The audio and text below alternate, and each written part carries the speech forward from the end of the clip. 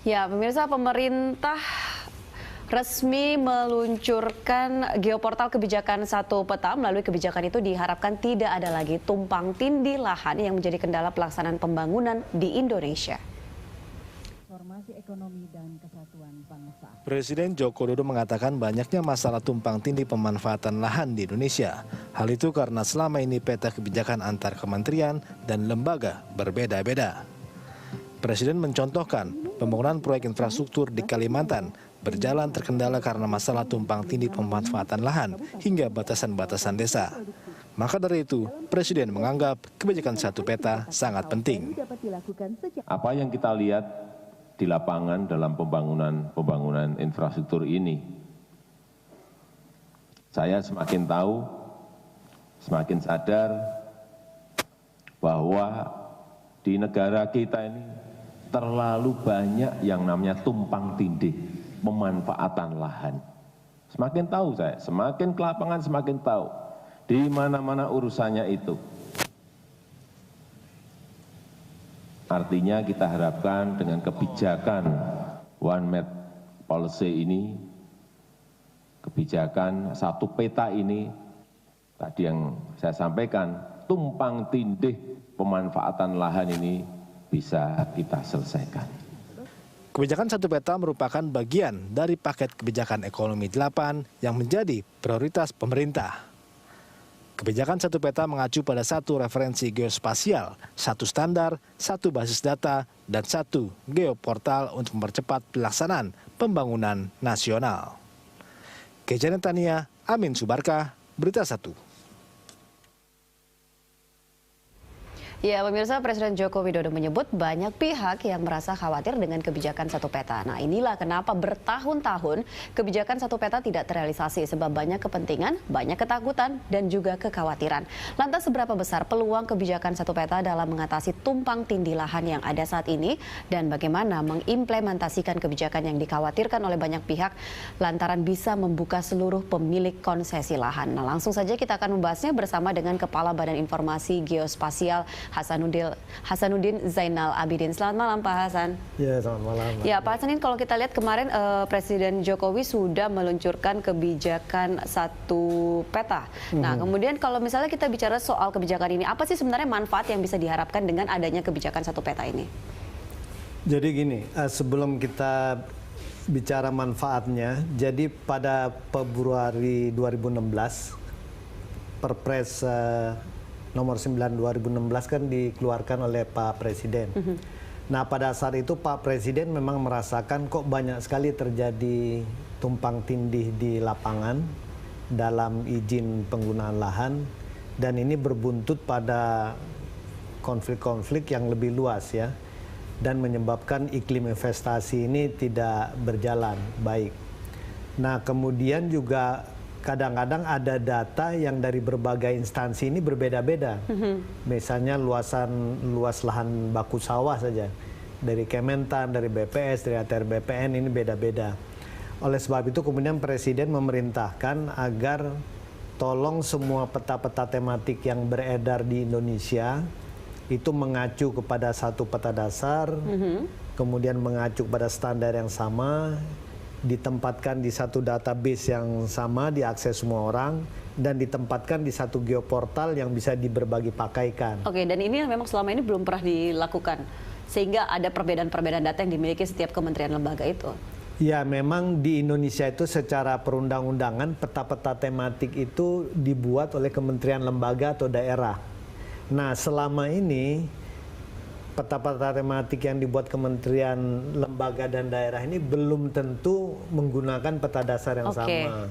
Belum tentu menggunakan standar yang sama.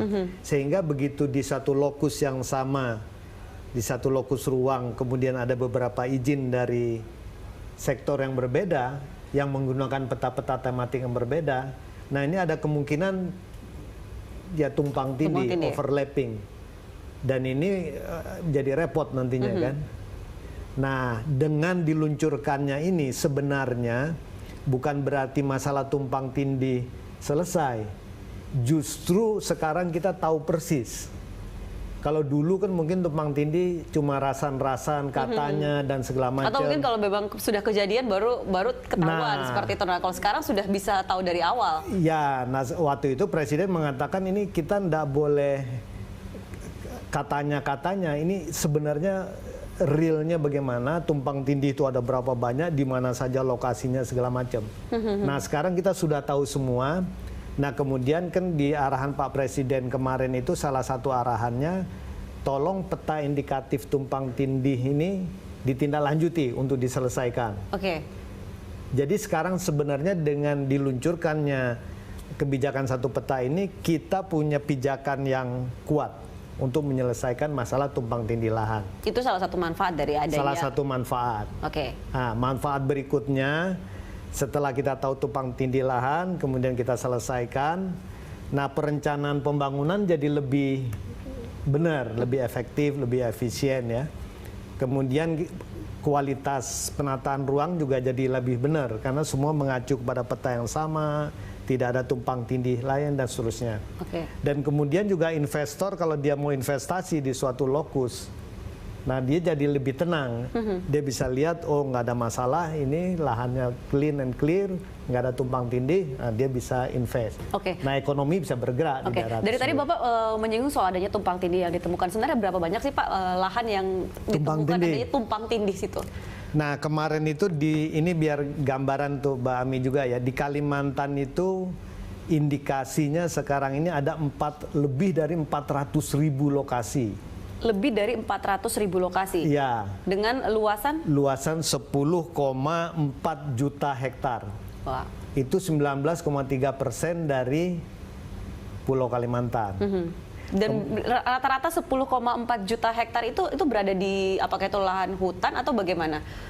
Nah ini memang tumpang tindih ini biasanya antara izin perkebunan, izin usaha pertambangan, kemudian dengan kawasan hutan, kemudian dengan batas daerah yang belum jelas, dan juga dengan kawasan transmigrasi kadang-kadang.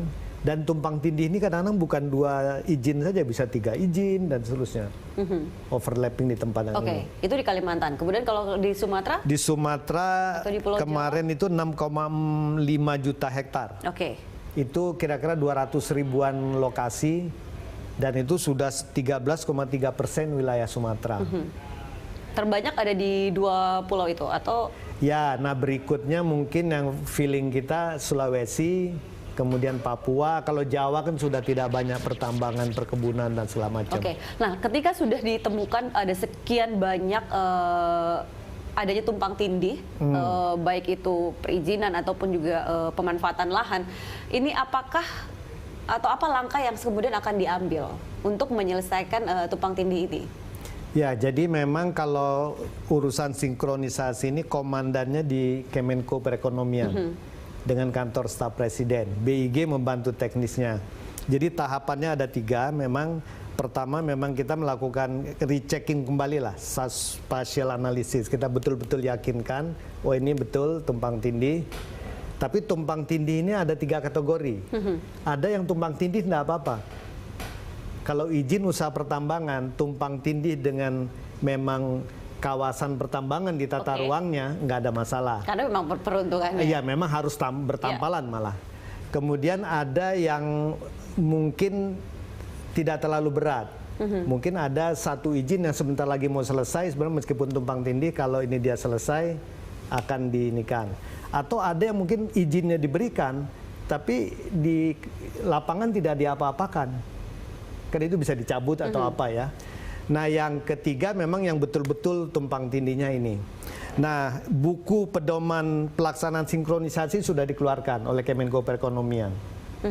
Nah kemudian berdasarkan pedoman ini maka nanti tim kebijakan satu peta koordinasi lagi dengan kementerian lembaga terkait, dengan daerah, Pemda.